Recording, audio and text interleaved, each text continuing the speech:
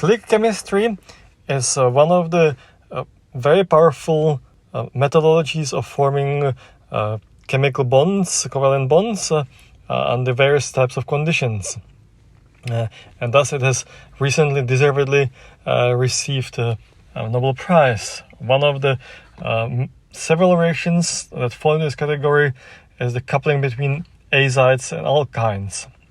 In this particular report, this chemistry is used to assemble gels from macroscopic precursors, and this assembly being done with the formation of covalent bonds can actually be observed by a naked eye.